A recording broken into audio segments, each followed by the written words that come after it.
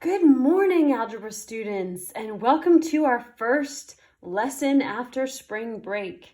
Yesterday you practiced multiplying and adding, so hopefully you feel really comfortable with that. And today we're going to kind of circle back to graphing quadratics and look at what kind of advancement we have now made now that we know how to multiply polynomials. So I'm sure you're excited. Those are my 2 thumbs up. Whoop whoop. Party. So let me go through the notes and then I'll show you the practice problems we're going to be working with. So have you noticed that when you get a polynomial, so here's, if you want to take notes yourself, we would call this connecting polynomials to graphing quadratics. So have you noticed that when you have a polynomial that looks like this, let's say x plus 2 and x plus 6, that when you multiply it, when I multiply all this together, so if I went and multiplied it like I was doing in the lesson yesterday and before spring break, I would do x times x and I would get x squared, x times 6 and I would get 6x, 2 times x and I would get 2x, and 2 times 6 and I would get 12. When you put that together, x squared plus 8x plus 12, don't these two things look like things that we did when we graphed quadratics? OMG. Well, when I have something that looks like this is in that zeros or factored form from when we graphed quadratics. And when I multiply it out, in this case I have x squared plus 8x plus 12. Well, that's in standard form. So multiplying polynomials just lets us go back and forth between factored form and standard form. What I want you guys to understand this week and to kind of grasp is that what we've been doing, that this is the same thing as this. That whether we had to graph a quadratic in factored form or whether we had to graph a quadratic in standard form, if I was given this one and this one, I'd be graphing the same thing. They're the same quadratic. It's just two different forms, two different ways of looking at it. The way we get our information from each form is different, but ultimately they graph the same thing. So I'm going to be asking you, okay, here's a quadratic in factored form. Let's get the information from it. Now let's put it into standard form and get information from it that way. And let's graph it so we have everything that we could graph all in one big picture. So let's go through that. So this is basically a review of putting together the stuff we did in class when we were still in school, the stuff we did with remote learning, with the multiplying, and putting it all together into one big picture. It also gives us practice of the multiplying and going back and forth. One of the big things in algebra is just being really comfortable with this other language, being comfortable with this way of graphing and how we would get information from these two different forms, and also being comfortable with doing the multiplying and getting from one form into a different form and realizing these are the same thing, they just look different. It's just the same as you understand if I write down the numbers 3 times 4 or I write down 7 plus 5. Those are the same thing. This is 12 and this is 12. Okay, they're the same thing. It's just written 2 different ways. That's what this is as well. It's the same thing, but written 2 different ways. So let's go through. This is a review of how would we get. So the questions you would be asked is how do we get information from this? So if you remember, this is zeros form. You might be asked, where are the zeros? Well, the zeros are at, these are going to be ordered pairs.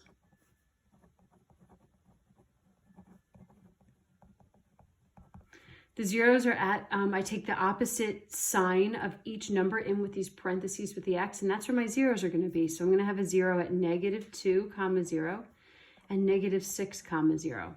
So if I'm going to graph a parabola or quadratic, the quadratic would have zeros at those 2 spots. If you remember from zeros form, I can also find the vertex. Finding the vertex, we used a graph to find the vertex. So we would take a little graph and I would have -2 as a 0 and -6 as a 0, and I would go halfway in between. Remember counting in? from -2 and -6, count in and figure out where is halfway in between those two zeros. So -5, -3, and then -4. So my vertex has an x value of, -4. And then to get the y value of that vertex, I plug -4 back into the original. So I plug -4 in, so -4 plus 2 is -2. -4 plus 6 is 2. Multiply them together, I get -4. Kind of cool, whatever, same number. So -4 is where my vertex would go. And that was it. That's all the information I got from the zeros form or the factored form. So the big information that I'm able to get are where the zeros are and where the vertex is. So pause on that and go over to standard form. And let's remember, what information can we get from standard form? Well, first of all, we remember that we have an A and a B and a C. Oops, sorry, I'm off the page. A is the number in front of the x squared term, which is 1 here. B is the number in front of x, and C is the number by itself. So when I'm in standard form, the biggest thing that I get first is I get the vertex. There's a formula for that. To find the x value of the vertex, we take the opposite sign of B and we divide by 2 times A. So in this case, the opposite sign of B is -8, and we divide by 2 times A, which is 1. So -8 divided by 2 is -4.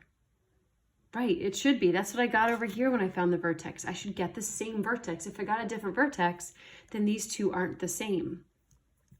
So anyway, I get an x value for my vertex of -4. And how do I get what goes with it? I plug -4 back into the original. So plug -4 back in, and -4 squared is 16. Plus 8 times -4 is -32. Plus 12. Put that all together, and guess what? 16 plus -32 is -16. Plus 12 is -4. I get the same y value I got last time. Duh, that's what I should get. The other piece of information we can get from standard form is the y-intercept. So if you remember, the y-intercept is the c value. Now y-intercepts start with writing down the x, which is 0, and then the y value, which is 12. So the two big pieces of information we get from standard form are the vertex and the y-intercept. So now we're going to take all that information and we're going to graph it. So I don't have a piece of graph paper here, but we're going to put it all together. And yes, you're going to have to do this at home. So you're going to have to make yourself a graph, because I don't have graph paper to give you. And we're going to figure, we're going to graph it as best as we can, knowing that the biggest value I need to get to is my 12. So I'm going to go all the way up to 12. If you want to count by 2s, great. But if you're going to count by 2s or something, count by the same thing on the y-axis that you do on the x-axis. So if you're going to count by 12s, make sure you count by 12s in both directions. But I'm not going to count by 1s. 1, 2, 3, 4, 5, 6, 7, 8, 9, 10, 11, 12. Make your spacing the same, or as close to the same as you can on the x and the y-axis, so that you're not like all wacky. And let's graph all of this. So we have zeros at -2 and a 0 at -6. So 2, 3, 4, 5, 6. We have a vertex at -4, -4. And we have a y-intercept all the way up here at 12. We can get the mirror point too. If you remember from standard form, we also got the mirror point. Oh, all this fun information coming back. The mirror point was over the axis of symmetry. So here's my axis of symmetry at -4. So I would have a mirror point right over here at -6, -4. I won't worry about asking about the mirror point right now, but anyway, it's just fun to know. And I can graph it. So it should look the same on the left that it does on the right. It should be symmetric. And there's your quadratic. So what I want you to be able to do is I'm going to give you a quadratic in zeros form. I want you to be able to get the zeros and the vertex from that form. And then I want you to put it into standard form and get the vertex and the y-intercept from that form. Put it all together and graph it. It's a good practice. It's just going to get you repeating that same process over and over. Algebra is a lot about repeating. That's why, I mean, even when you learned how to multiply 3 times 4, you repeated it. You had flashcards, and the more you repeated it, the more you understood it, and it just became second nature. So that's the plan for this as well. So I'm going to give you a few problems to practice. I actually started to write them down, but I want you to practice this one. Take a second, pause this, or write it down and pause it, do the work, and then unpause it and listen to my answers. So I'm going to start doing the answers now, but you should pause it, try it yourself, and then come back and look at the answers. So I'm going to go through now. All right, here I am in factored form. What are the zeros? The zeros are 2, 0, and -3, 0. Again, using the opposite sign from what's up there. Where is the vertex? Well, let's see. Uh-oh, we might have a fraction here. So if my zeros are at -3 and 2, I want to count in. So count in 1, count in 2. Yup, my vertex is at -1/2. And I have to get the y value from that. So a little annoying, but like, you know, we have a calculator. It's time to not be so scared of fractions. So let's see, let's put -1/2 in. You can use a calculator. In fact, I'll get mine out just to show you what I would put in.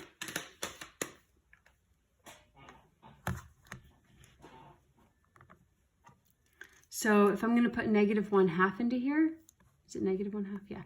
-1/2 minus 2.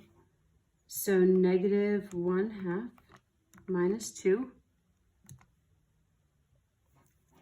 So we get -2.5 there, times -1/2 plus 3. Oops. And I get positive 2.5. Multiply them together.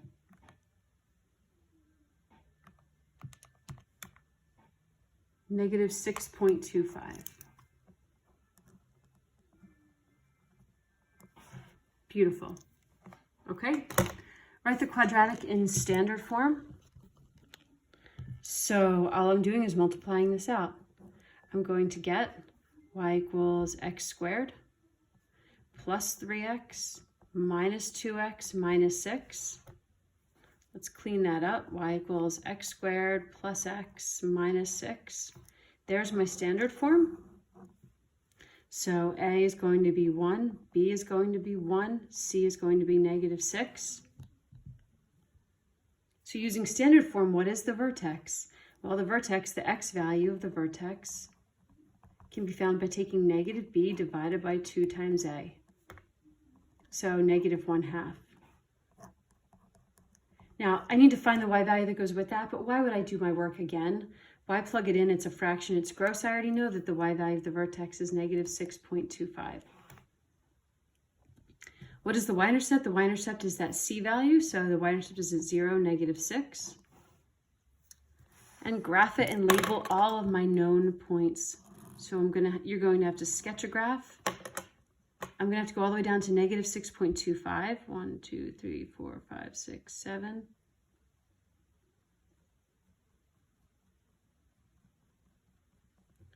And let's graph what I know. So I know I have zeros at 2, a 0 at -3.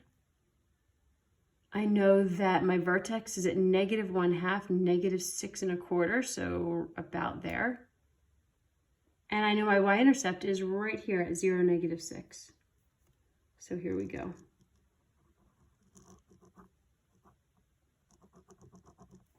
Ta-da! Beautiful. All right, I'm going to throw in a couple to practice and a couple for homework.